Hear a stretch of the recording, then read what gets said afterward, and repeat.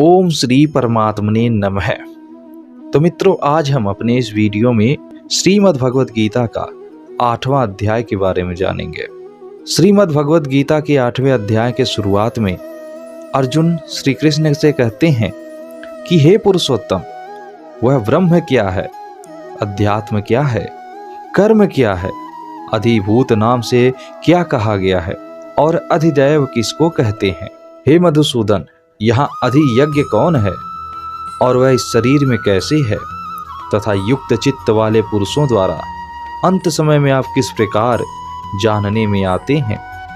अर्जुन के इन प्रश्नों का उत्तर देते हुए श्री कृष्ण कहते हैं, परम अक्षर ब्रह्म है, अपना स्वरूप अर्थात जीवात्मा अध्यात्म नाम से कहा जाता है, तथा भूतों के भाव को उत्पन्न करने वाला जो त्याग है वह कर्म नाम से कहा गया है। उत्पत्ति, विनाश, धर्म वाले सब पदार्थ अधिभूत हैं। हिरण्यमय पुरुष अधिदैव है। और हे देहधारियों में श्रेष्ठ अर्जुन, इस शरीर में मैं वासुदेव ही अंतर्यामी रूप से अधियज्ञ हूँ। जो पुरुष अंत काल में भी मुझको ही स्मरण करता हुआ शरीर को त्याग कर जाता है, वह मेरे साक्षात स्वरूप को प्राप्त होता है, इसमें कुछ भी संशय नहीं है। हे कुंती पुत्र अर्जुन, यह मनुष्य अंत काल में जिस जिस भी भाव को स्मरण करता हुआ शरीर का त्याग करता है, उसको ही प्राप्त होता है, क्योंकि वह सदा उसी भाव से भावित रहता है। इसलिए हे अर्जुन, तू सब समय में निरंतर मेरा स्मरण कर और युद्ध भी कर। इस प्रकार मुझ में अर्पण किए हुए मन बुद्धि से युक्त होकर तू निसंदेह मुझको ही प्राप्त होगा। हे पार्थ, यह नियम है कि परमेश्वर के ध्यान के अभ्यास रूप योग से युक्त दूसरी ओर न जाने वाले चित्त से निरंतर चिंतन करता हुआ मनुष्य परम प्रकाश रूप दिव्य पुरुष को अर्थात परमेश्वर को प्राप्त होता है। जो पुरुष सर्वज्ञ, अनादि सबके नियंता, सूक्ष्म से भी अति सूक्ष्म, सबके धारण पोषण करने वाले अचिंत्य स्वरूप सूर्य के सदृश नित्य चेतन प्रकाश रूप और अविद्या से अति परे शुद्ध सच्चिदानंद घन परमेश्वर का स्मरण करता है, वह भक्ति युक्त पुरुष अंत काल में भी योग बल से भ्रिकुटी के मध्य में प्राण को अच्छी प्रकार स्थापित करके फिर निश्चल मन से स्मरण करता हुआ उस दिव्य रूप परम पुरुष परमात्मा को ही प्राप्त होता है। वेद के जानने वाले विद्वान जिस सच्चिदानंद घन रूप परम पद को अविनाशी कहते हैं, आसक्ति रहित यत्नशील सन्यासी महाजन जिसमें प्रवेश करते हैं और जिस परम पद को चाहने वाले ब्रह्मचारी लोग ब्रह्मचर्य का आचरण करते हैं, उस परम पद को मैं तेरे लिए संक्षेप में कहता हूँ। सब इंद्रियों के द्वारों को रोक कर तथा मन को हृदय में से स्थिर करके फिर उस जीते हुए मन के द्वारा प्राण को मस्तक में स्थापित करके परमात्मा संबंधी योग धारण में स्थित होकर जो पुरुष ओम इस एक अक्षर रूप ब्रह्म को उच्चारण करता हुआ और उसके अर्थ स्वरूप मुझ निर्गुण ब्रह्म का चिंतन करता हुआ शरीर को त्याग कर जाता है, वह पुरुष परम गति को प्राप्त होता है। हे अर्जुन, जो पुरुष मुझ में अनन्य चित्त होकर सदा ही निरंतर मुझ पुरुषोत्तम को स्मरण करता है, उसे नित्य निरंतर मुझ में युक्त हुए योगी के लिए मैं सुलभ हूँ, अर्थात उसे सहज ही प्राप्त हो जाता हूँ। परम सिद्धि को प्राप्त महाजन मुझको प्राप्त होकर दुखों के घर एवं क्षणभंगुर पुनर्जन्म को प्राप्त नहीं होते हैं।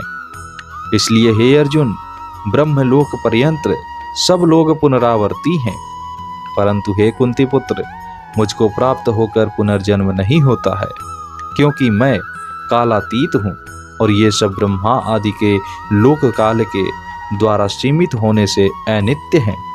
हे कुंती पुत्र अर्जुन, ब्रह्मा का जो एक दिन है उसको 1000 चतुर्युग तक की अवधि वाला और रात्रि को भी 1000 चतुर्युग तक की अवधि वाला जो पुरुष तत्व से जानते हैं, वे योगी जन काल के तत्व को जानने वाले हैं। संपूर्ण चराचर भूतगण ब्रह्मा के दिन के प्रवेश काल में अव्यक्त से अर्थात ब्रह्मा के सूक्ष्म शरीर से उत्पन्न होते हैं और ब्रह्मा की रात्रि के प्रवेश काल में उस अव्यक्त नामक ब्रह्मा के सूक्ष्म शरीर में ही लीन हो जाते हैं। हे पार्थ, वही यह भूत समुदाय उत्पन्न होकर प्रकृति के वश में हुआ रात्रि के प्रवेश काल में लीन होता है और दिन के प्रवेश काल में फिर उत्पन्न होता है। उस अव्यक्त से भी अति परे दूसरा अर्थात विलक्षण जो सनातन अव्यक्त भाव है, वह परम दिव्य पुरुष सब भूतों के नष्ट होने पर भी नष्ट नहीं होता है। जो अव्यक्त अक्षर इस नाम से कहा गया है, उसी अक्षर नामक अव्यक्त भाव को परम गति कहते हैं तथा जिस सनातन अव्यक्त भाव को प्राप्त होकर मनुष्य वापस नहीं आते, वह मेरा परम धाम है। इसलिए हे पार्थ, जिस परमात्मा के अंतर्गत सर्वभूत है और जिस सच्चिदानंद घन परमात्मा से यह समस्त जगत परिपूर्ण है, वह सनातन अव्यक्त परम पुरुष तो अनन्य भक्ति से ही प्राप्त होने योग्य है। हे अर्जुन, जिस काल में शरीर त्याग कर गए हुए योगी जन तो वापस न लौटने वाली गति को और जिस काल में गए हुए वापस लौटने वाली गति को ही प्राप्त होते हैं, उस काल को अर्थात दोनों मार्गों को कहूंगा। जिस मार्ग में ज्योतिर्गमय अग्नि अभिमानी देवता है, दिन का अभिमानी देवता है, शुक्ल पक्ष का अभिमानी देवता है और उत्तरायण के 6 महीनों का भी अभिमानी देवता है, उस मार्ग में मरकर गए हुए ब्रह्मवेत्ता योगी जन उपर्युक्त देवताओं द्वारा क्रम से ले जाए जाकर ब्रह्मा को प्राप्त होते हैं। जिस मार्ग में धूमाभिमानी देवता है, रात्रि अभिमानी देवता है तथा कृष्ण पक्ष का अभिमानी देवता है और दक्षिणायन के 6 महीनों का अभिमानी देवता है, उस मार्ग में मरकर गया हुआ सकाम कर्म करने वाला योगी उपर्युक्त देवताओं द्वारा क्रम से ले गया हुआ चंद्रमा की ज्योति को प्राप्त होकर स्वर्ग में अपने शुभ कर्मों का फल भोग कर वापस आता है। क्योंकि जगत के ये 2 प्रकार के शुक्ल और कृष्ण अर्थात देवयान और पितृयान मार्ग सनातन माने गए हैं। इनमें एक के द्वारा गया हुआ जिससे वापस नहीं लौटना पड़ता है, उस परम गति को प्राप्त होता है और दूसरे के द्वारा गया हुआ फिर वापस आता है अर्थात जन्म मृत्यु को प्राप्त होता है। हे पार्थ, इस प्रकार इन दोनों मार्गों को तत्व से जानकर कोई भी योगी मोहित नहीं होता है। इस कारण हे अर्जुन, तू सब काल में समबुद्धि रूप योग से युक्त हो अर्थात निरंतर मेरी प्राप्ति के लिए साधन करने वाला हो। योगी पुरुष इस रहस्य को तत्व से जानकर वेदों के पढ़ने में तथा यज्ञ तप और दान आदि के करने में जो पुण्य फल कहा है, उन सबको निसंदेह उल्लंघन कर जाता है और सनातन परम पद को प्राप्त हो जाता है। तो इसी के साथ मित्रों, श्रीमद् भगवद गीता का 8वां अध्याय समाप्त होता है। तो उम्मीद करते हैं मित्रों कि आपको श्रीमद् भगवद गीता के 8वें अध्याय से जरूर कुछ ना कुछ सीखने को मिला होगा।